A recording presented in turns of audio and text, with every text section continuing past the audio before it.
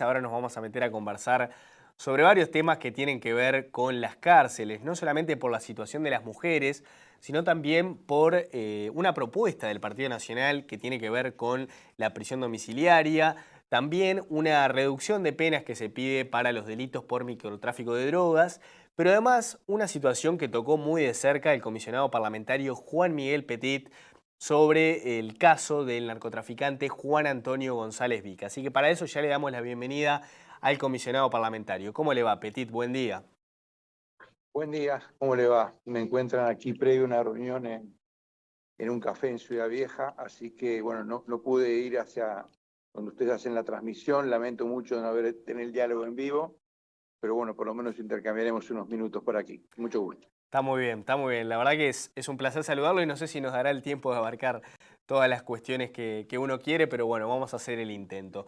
Empiezo por lo que lo toca más de cerca a usted, que es esta denuncia que elevó a la fiscal de estupefacientes, Mónica Ferrero, justamente, sobre la falsificación de unos informes en el expediente de este narcotraficante que hacíamos mención, y que lo tocan muy de cerca, porque hay supuestas adjudicaciones como que son suyos los informes y en realidad esto usted dice que no es así. ¿Me puede explicar un poco de cómo es el contexto, cómo llega a esta situación?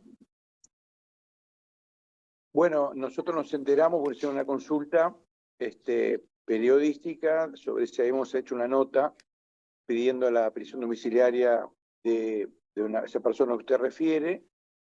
Como no lo habíamos hecho, nosotros en general no hacemos ese tipo de peticiones, hacemos lo que llamamos a veces amicus curiae, o sea, presentaciones donde sin ser parte, porque no somos parte en el juicio, no somos ni abogado, ni defensor, ni acusador, ni juez de la situación, obviamente, pero en algunos casos, por motivos de derechos humanos, hacemos presentaciones donde acompañamos el planteo de la defensa para que se tomen algunas medidas por razones humanitarias, de salud o circunstancias sociales excepcionales. Pero en ese caso no lo habíamos hecho, cosa que verificamos en el expediente y encontramos una nota que estaba falsificada porque no estaba ni siquiera con nuestra firma. Tuvimos noticia de que eso había ocurrido en otros dos expedientes más, y había otro expediente con el cual habíamos sí presentado una nota, pero en base a información falsa, que también estaba acoplada al expediente, lo cual llevó a engaño a muchos actores. Con lo cual hicimos rápidamente la denuncia en la fiscalía de la doctora Ferrero, y bueno, creemos que eso ayudó a poder desbaratar o empezar a desbaratar esta situación tan preocupante que la contaminación de los actores de justicia, a partir a su vez de haber engañado a distintos actores, como haber sido profesionales, médicos, instituto técnico forense, o haber falsificado directamente documentos. La investigación está en curso. Ojalá que, por un lado, aclare todos los mecanismos que se utilizaron y se pueda aplicar las sanciones que se tengan que aplicar, y por otro lado, todos los actores tenemos que repensar nuestras protocolos y exigencias y chequear con redoblado cuidado, teniendo presente que hay allí organizaciones que son quizás más potentes de lo que imaginábamos. Por supuesto, bueno, yo creo que uno de los temas que seguramente más le llamó la atención a usted, además del contenido de esos informes, es que no estaba su firma, obviamente, ¿no? Y ahí denota un error quizás de la jueza Maynard al otorgar esa libertad condicional que finalmente, bueno, deriva en que este narcotraficante se obtuviera primero la tobillera y luego se terminara fugando.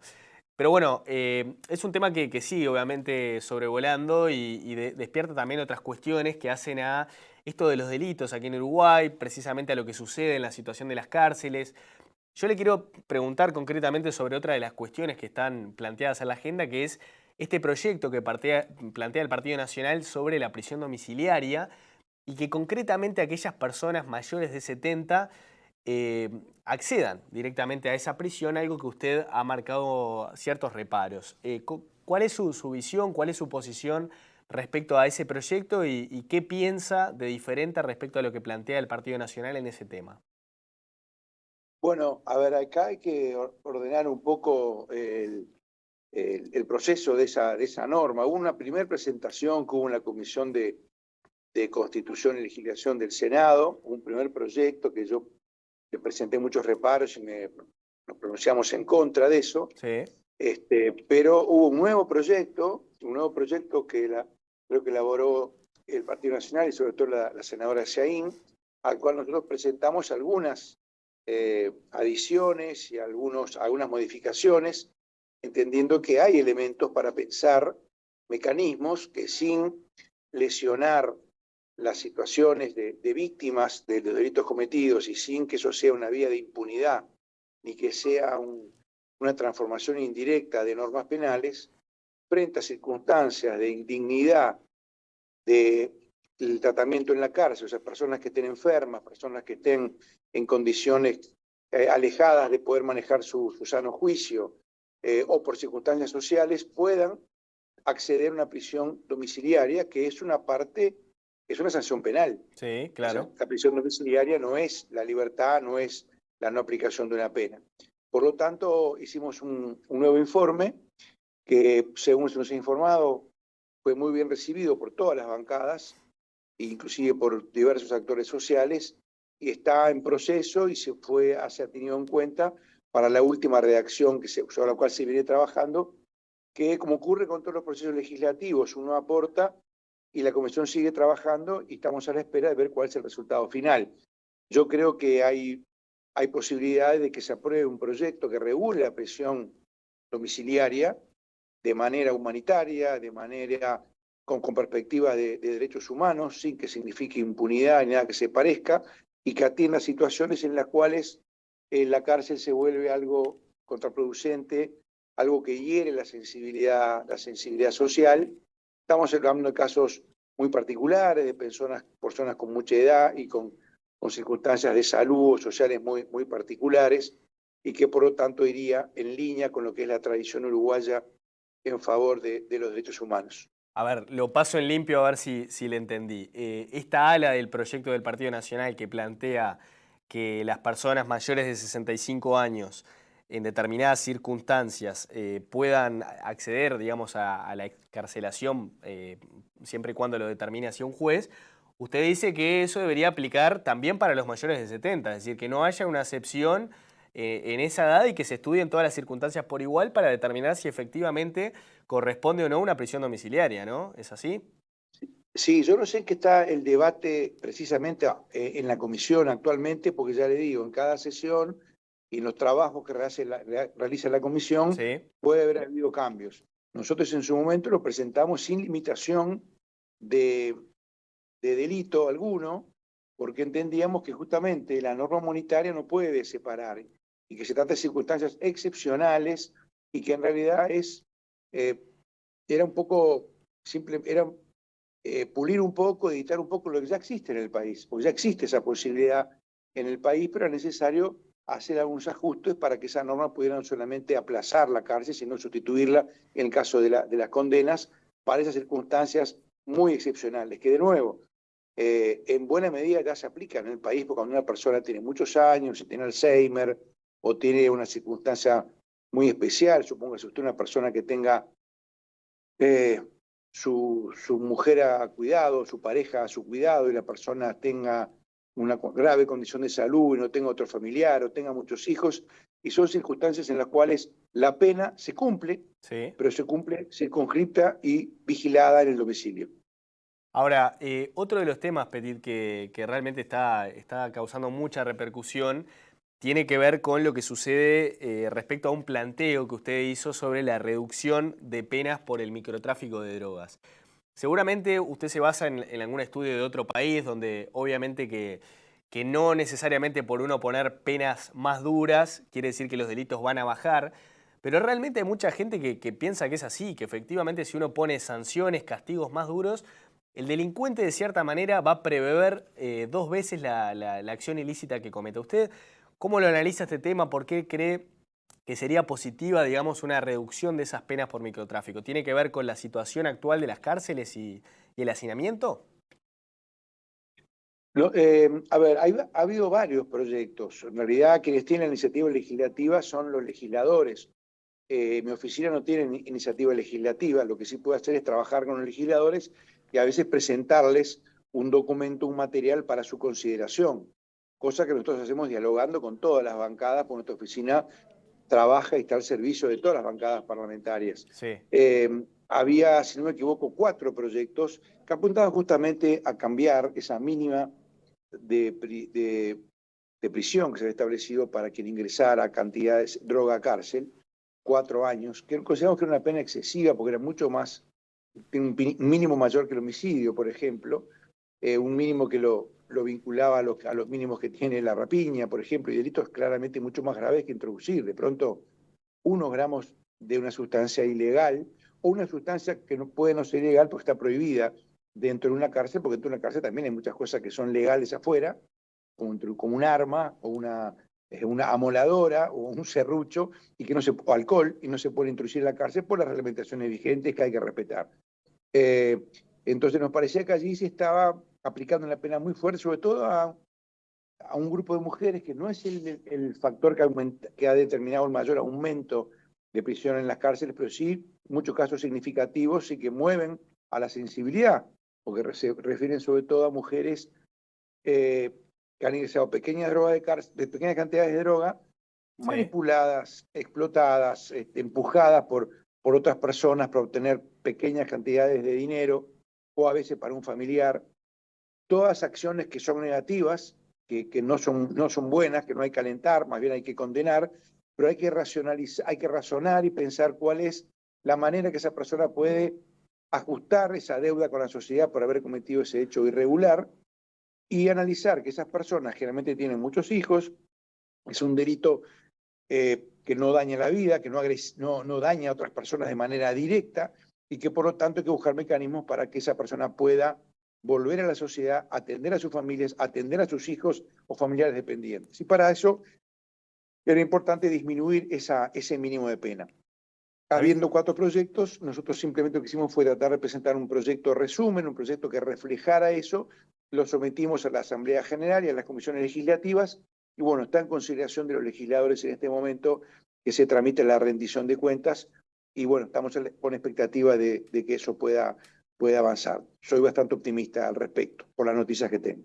Está bien, Petit, pero esto que usted dice, que por ejemplo es válida, por supuesto, la clasificación de los distintos delitos según la gravedad y demás, ¿no? Pero en esto que usted plantea de ese camino hacia la reinserción, a volver a instalarse en la sociedad, ¿una solución no sería mejor pensar en justamente mejorar esas condiciones del establecimiento carcelario en lugar de hacer una modificación en cuanto a estas penas? Es decir, buscar que tengan mejores condiciones, por ejemplo, en la cárcel de mujeres, que sabemos que es pública la situación en cuanto a lo complicado que está, el tema del hacinamiento y demás.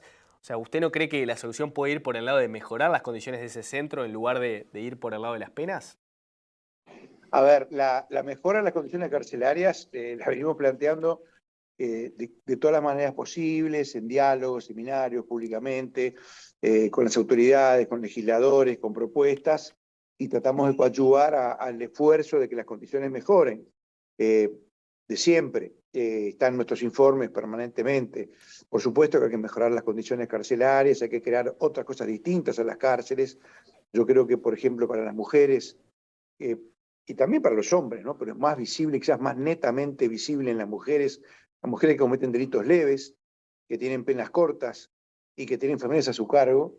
La cárcel es matar un mosquito con una bomba atómica, ¿no?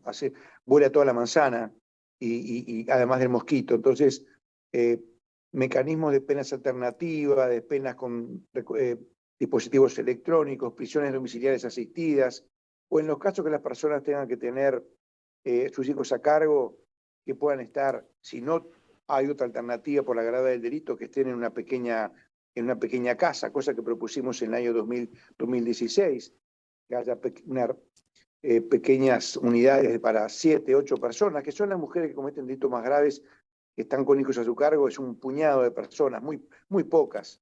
Entonces sí hay que generar no solamente mejores condiciones, hay que generar otras respuestas diferentes para aplicación de la sanción penal, pero también pensar en las modificaciones legales acordes para que la dosis de pena sea la adecuada y no sea un exceso. La mayor estadía en cárcel, aún con buenas condiciones, hay una curva allí, que hay un momento en el cual se vuelve en contra. Es como una internación en un hospital o en una institución, porque usted esté más años o más tiempo en un hospital, no necesariamente se va a curar, sino al revés, va a aumentar el riesgo de desvincularse, de no querer volver a tener autonomía, acostumbrarse a ser dependiente, acostumbrarse a que los demás lo atiendan a usted, va a Sí. tener miedo de volver a la normalidad, se puede contagiar de distintas cosas que puede haber en un hospital. Y con la cárcel pasa lo mismo. Hay un viejo camino, una larga lucha de la humanidad por encontrar el tiempo justo de privación de libertad y un nuevo debate, que es el debate del siglo XXI, para las prisiones del siglo XXI. ¿Qué nuevas alternativas, mucho más eficientes, que no implican impunidad, no implica premiar a quien cometió un acto antisocial, sino que implican buscar que esa persona no vuelva a dañar a otros y que pueda reinsertarse, y para eso tiene que fortalecer su capacidad de autonomía y sostener un proyecto de vida. Está claro, Petit, que, bueno, este es un tema que usted viene estudiando hace muchísimos años y no va a tener una solución de un día para el otro. Pero bueno, realmente a veces cuando uno observa los números, por ejemplo, eso que se habla del piso 4 de la cárcel de mujeres, donde la capacidad está sumamente sobrepasada, bueno, realmente que llama mucho la atención y obviamente no deja de preocuparnos. Pero bueno, ya le digo, es un tema que de ser por tiempo lo seguiríamos debatiendo muchísimo más rato, pero desde ya valoramos esta oportunidad de haber conversado con usted, que sabemos que tiene una agenda bastante apretada, así que le mando un fuerte abrazo desde aquí. No, muchísimas gracias. Agenda apretada como todo el mundo, con, con mucho entusiasmo todavía, por suerte, y con muchas cosas para hacer. Venimos trabajando mucho, ya que planteaste el tema de la unidad 5 de mujeres.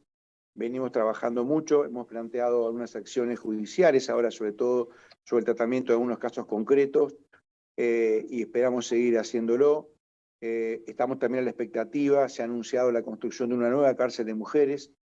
La construcción no va a aliviar las malas condiciones que hay hoy edilicias en esa unidad, pero sí va a dar una, un alivio, una ilusión y justamente una Ujú, convicción de que se puede ir a un modelo diferente, a ujú. una cárcel que estaría planificada con perspectiva de derechos humanos y de género, y mientras tanto tratar de mejorar ese lugar, pero es como en tu casa.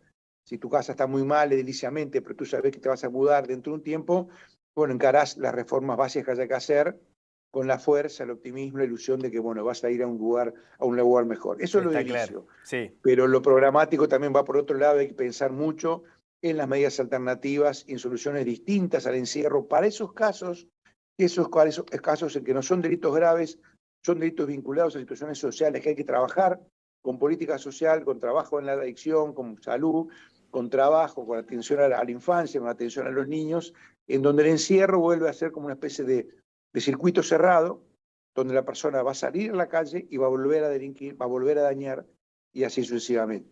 Para eso hay que trabajar mucho con todos los actores, pensar mucho, buscar acuerdos, y ojalá este periodo que viene electoral sea un periodo de intercambio de propuestas, de búsqueda de acuerdos, de que quede un sustrato, una plataforma para innovaciones y para un salto cualitativo en el sistema. Muchas gracias, ha sido un gusto dialogar con ustedes y tomar este café de mañana de arranque la jornada. Que tengan muy buen día ustedes y todos sus televidentes. Muchas gracias. Ojalá que así sea, Petit. Muchísimas gracias a usted también por haber participado.